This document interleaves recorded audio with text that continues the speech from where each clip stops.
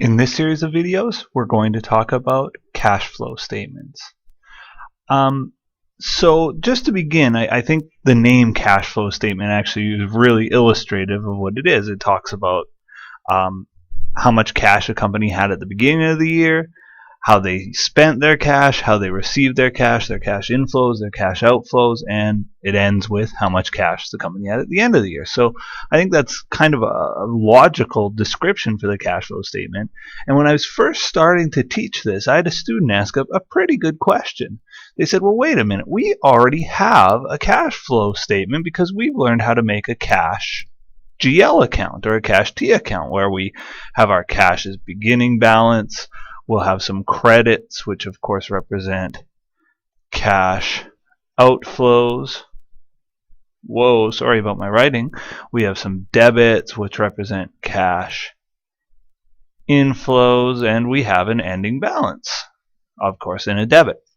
And so the student said, this is like a cash flow statement. I can see where the company's getting their cash from. I can see where they're spending their cash. I know what's going on with cash by looking at the T account.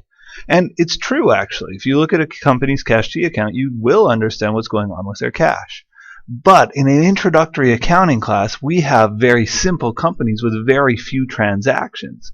If I looked at a real company, they would have thousands and thousands and thousands of cash transactions in a year, and their cash T account might be pages long.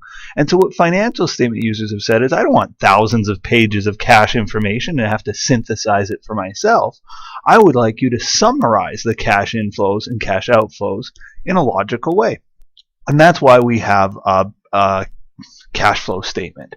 The cash flow statement has 3 sections, and I'm going to discuss each of those 3 sections. In our next video, we'll do some examples on the cash flow statement, but right now we'll just look at those 3 sections.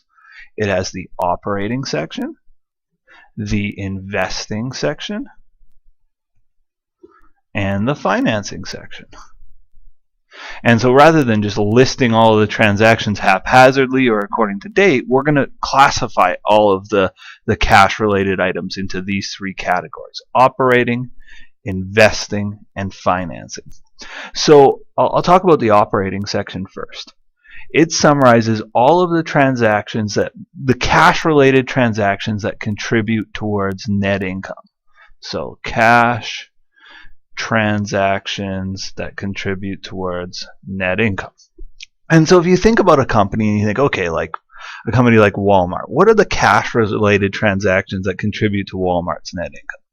Well, the biggest one in terms of cash coming in would be getting money from their customers.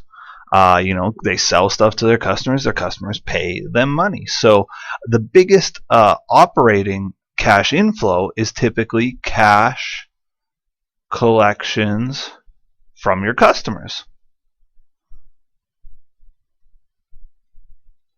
There's also a couple of big outflows in terms of day-to-day operations. And again, I always think of this operating section as the day-to-day operations of the business.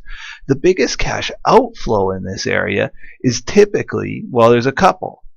Cash payments for expenses, like operating expenses, things like for Walmart paying their employees' salaries, keeping the lights on, paying the bills. Those day-to-day operating expenses are absolutely a cash outflow.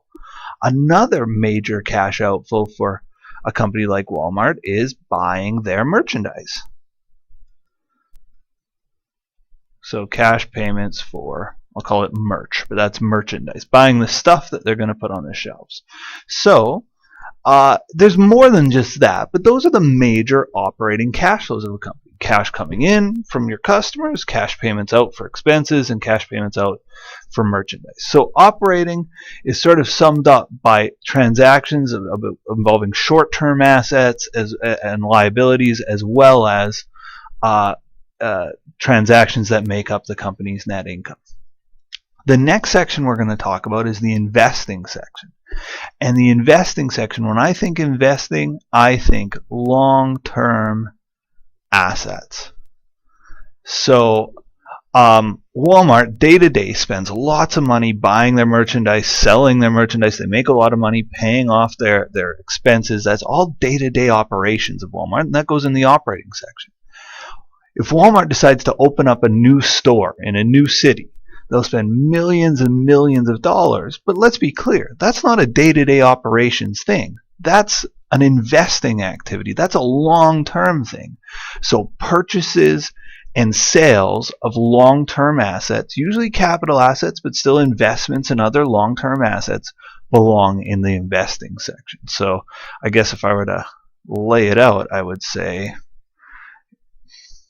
purchases and sales of long-term assets. The final section is the financing section, and here I think about long-term liabilities, and I also think about shareholders' equity transactions. In the financing section, it's all about where our money's coming from in the long term. Are we borrowing it from the bank? Are we getting it from our shareholders? Where's our money coming from? And also, payments back to the bank and payments out to shareholders are tracked in this section as well. So, in terms of long-term liabilities, it would be any borrowing from the bank. It would be any issuing of shares to shareholders. Of course, repaying the bank